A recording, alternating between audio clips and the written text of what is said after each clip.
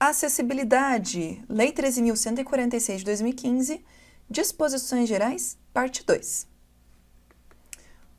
Olá, meu nome é Caroline, estarei acompanhando os seus estudos sobre acessibilidade, principalmente focado aí no Estatuto das Pessoas com Deficiência, Lei 13.146, também chamada de Lei Brasileira de Inclusão. Vamos estudar acessibilidade e a nossa reflexão será: quem deve, se submeter à acessibilidade?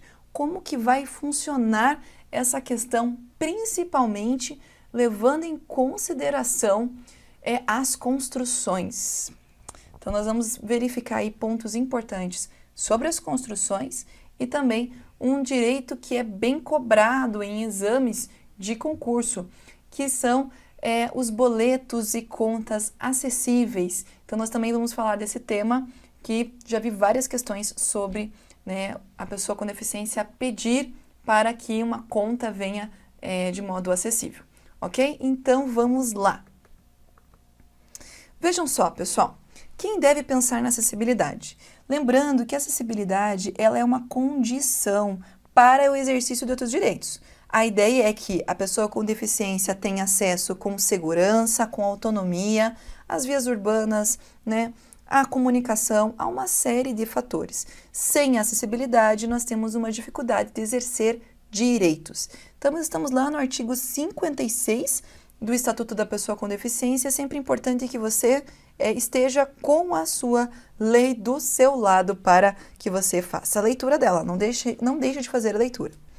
Vejam, construções. Toda vez que for realizado, ampliações, reformas, mudanças de uso, em edificações que sejam abertas ao público. Então, quais são essas edificações? Pensa comigo. Um teatro muitas vezes, um teatro que é do estado, ou do município. Esse teatro, ele tem que ser acessível. Mas se tiver um teatro dentro de um shopping, por exemplo, ele tem que ser acessível? Sim, porque esses dois locais, um sendo público, outro sendo privado, os dois estão à disposição da coletividade. Então, muitas pessoas passam por esse local. São locais privados ou públicos de acesso coletivo, de uso coletivo, de uso público. Então, esses espaços com modificações, reformas, alterações, devem se preocupar com acessibilidade. Então, as entidades de fiscalização de engenharia e arquitetura vão ser responsáveis aí por atestar o atendimento às regras de acessibilidade. Então, devem ajudar na hora da fiscalização. Temos também, no momento em que se aprova, se obtém licenciamento, emissão, certificado de projeto executivo, instalação de equipamentos, emissão de certificado de conclusão de obra, tudo isso, pessoal, muitos desses procedimentos que ocorrem junto à prefeitura, é necessário que na hora dessa fiscalização acontecer, que as regras de acessibilidade sejam atendidas, ok? Isso é o que nos pede o artigo 56. Então, estou ampliando, reformando, mudando uma edificação aberta ao público. Eu tenho que prestar atenção nas regras de acessibilidade. As entidades de arquitetura e de urbanismo, de engenharia, devem também ajudar nessa parte. E na hora que temos ali toda a parte de licenças, também será necessário atestar a acessibilidade.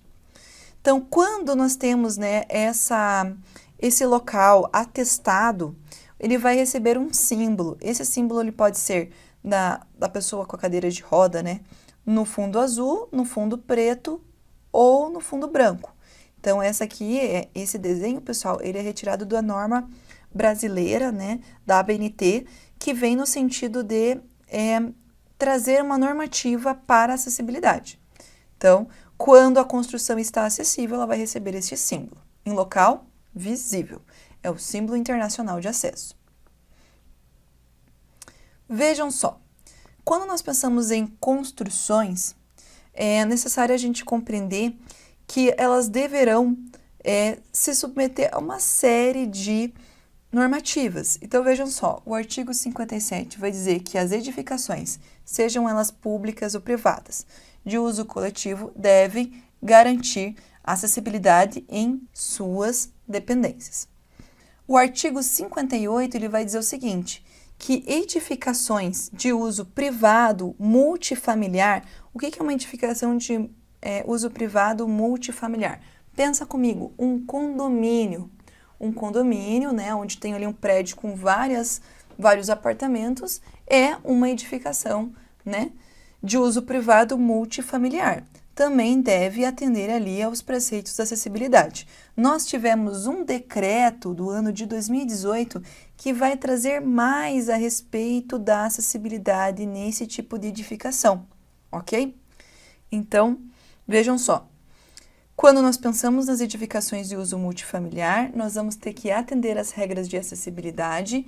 Isso quer dizer o acesso aos pavimentos, por exemplo, com o elevador.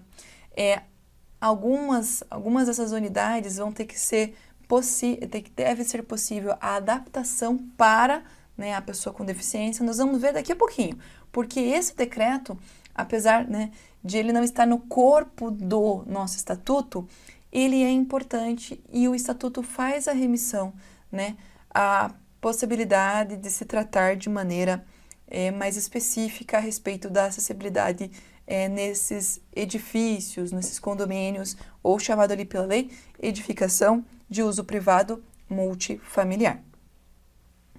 Veja só, quando nós vamos ter uma obra nas ruas, uma intervenção na rua, os responsáveis por essa obra devem garantir a fluidez do trânsito, a livre circulação e a acessibilidade, seja antes, durante ou depois da obra. Então, quando nós pensamos aqui, uma obra que está sendo na rua, um buraco que estão fazendo, né, você tem que garantir que o trânsito esteja acessível, você tem que garantir que haja fluidez, que as pessoas consigam circular e que a pessoa com deficiência também consiga circular, seja antes, seja durante ou seja depois. Então vejam, gente, o artigo 57 vai dizer que a acessibilidade deve acontecer nas suas dependências. Vamos ver ali no artigo 59, né, a questão de tem uma obra na rua, ela deve permitir acessibilidade. E ali nós temos o decreto 9.461, que vai falar das edificações de uso privado multifamiliar. Olha aqui o decreto, pessoal. O decreto ele trata a respeito de unidades dos prédios que sejam internamente acessíveis. Que a edificação multifamiliar externamente seja acessível, isso é tranquilo. Porque tem que ser mesmo, porque você pode receber uma visita que seja uma cadeirante, pessoa com deficiência, então o prédio tem que ser acessível. Mas dentro do prédio deve ter unidades que sejam, né, adaptáveis para serem acessíveis internamente. Então vejam, quando nós temos mais de um pavimento, é necessário então o elevador, a lei chama de equipamento de transposição vertical. A pessoa com deficiência, na hora que ela vai, né, comprar uma unidade, ela pode solicitar uma unidade na planta. Você vai comprar na planta o prédio. Então, ela pode solicitar que uma unidade seja adaptável e internamente acessível. Então, olha lá, até o início da obra. Até o início da obra. Então, foi lá a pessoa com deficiência, vai comprar, né, uma unidade num prédio que vai ser construído, ela pode pedir uma unidade adaptável e essa unidade adaptável aí não pode ser cobrado mais dela. Interessante isso, né? Você não pode cobrar mais, porque vocês podem verificar que a unidade que seja, né, adaptável, ela vai precisar, por exemplo, ser uma pessoa com cadeirante. A cadeira precisa fazer um giro. Então, isso faz com que, na hora que a pessoa vai se locomover dentro do apartamento, a cadeira vai precisar girar. Isso dentro do banheiro vai exigir que o banheiro seja grande.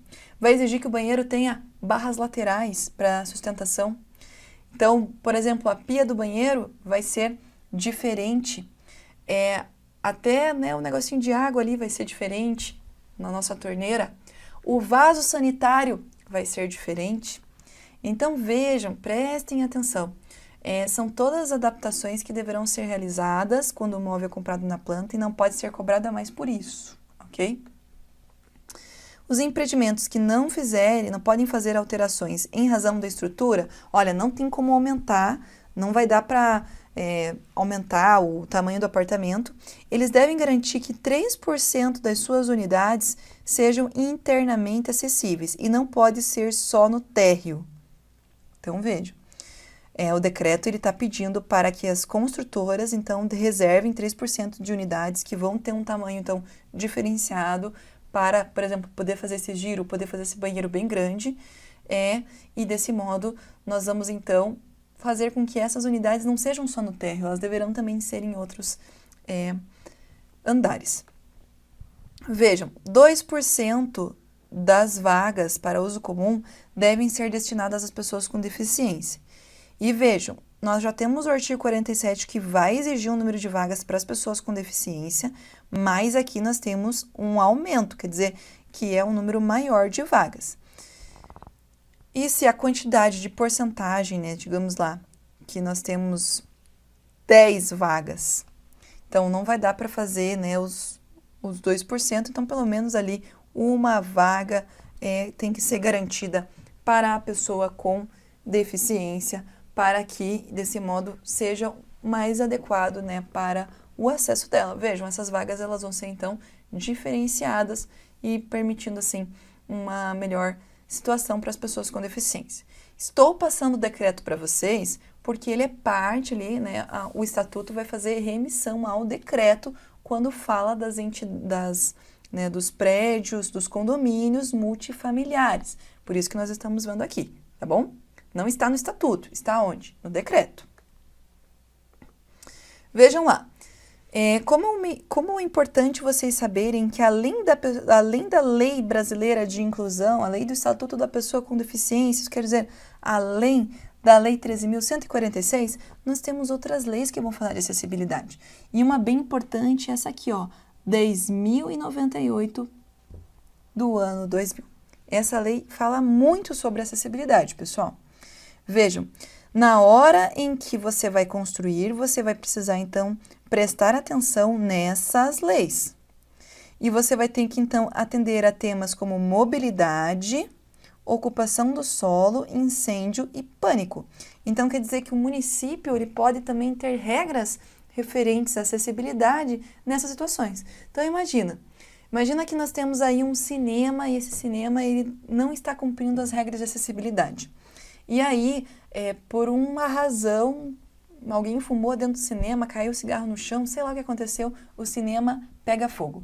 E nós temos uma pessoa com deficiência e para você sair pela saída de incêndio, você tem uma escada, ou você tem que subir uma escada para conseguir sair na saída de incêndio, ou a porta de pânico, né, digamos lá, tem um mecanismo que não seja da altura da pessoa com deficiência. Então, vejam só, a importância da regra de acessibilidade para todas as situações. Então, é necessário que quem vai construir pense nessas situações. Então, olha como o Estatuto pensa, né, para garantir a acessibilidade. Que alvarás de funcionamento, carta de habite-se, renovação vão ficar condicionadas ao atendimento às regras de acessibilidade.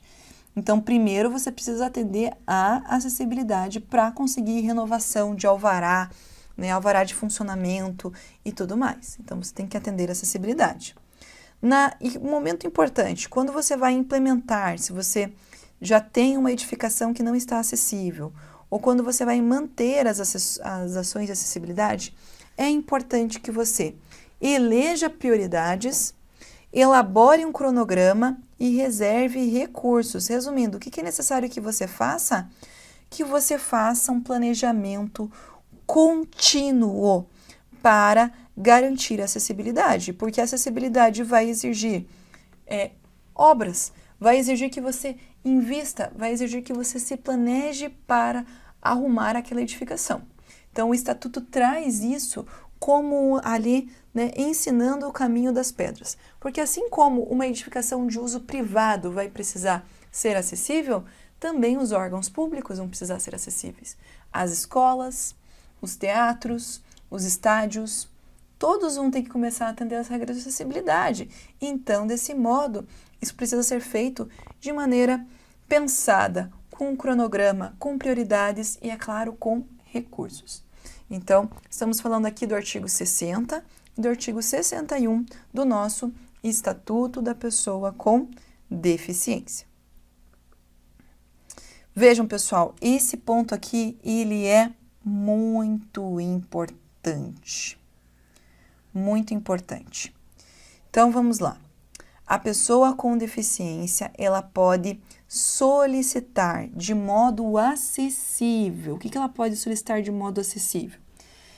Contas, boletos, recibos, extratos e cobrança de tributos. Então, veja lá. Você é uma pessoa com deficiência. Você tem uma deficiência que é não enxergar. Ainda tem pessoas que têm uma dificuldade que elas enxergam uma visão muito reduzida. Então, ela consegue enxergar, mas precisa ser bem grande as letras para ela conseguir enxergar. Imagine essas duas situações. E aí chegam as contas na sua casa. Só que as contas na sua casa não vêm na linguagem que você consegue ler. Qual que é a linguagem que você consegue ler? Você consegue ler o braille, mas você não consegue ler os textos escritos lisos, não tem como. Então, o que a pessoa com deficiência pode fazer? Ela pode solicitar que esse boleto seja, então, enviado, né, com uma linguagem que seja acessível. Porque, do contrário, para ela saber quanto que ela tem que pagar, ela vai precisar de outra pessoa lendo para ela. Não é verdade? Então, vejam, a importância de formatos acessíveis. Então, o formato acessível que a gente pensou aqui é o Braille. Mas, por exemplo, existem programas que vão ler em voz alta arquivos em PDF, por exemplo. Vai tornar aquele documento acessível. Então, o que é importante você compreender? Essa questão é já foi explorada em provas. Você precisa saber que a pessoa com deficiência ela pode solicitar. Então, vejam só. Palavras-chave para você compreender aqui. Ela vai solicitar para receber aquela conta, aquele recibo, aquele extrato, aquela cobrança de tributo de maneira acessível. Então, guarde isso no seu coração, tá bom?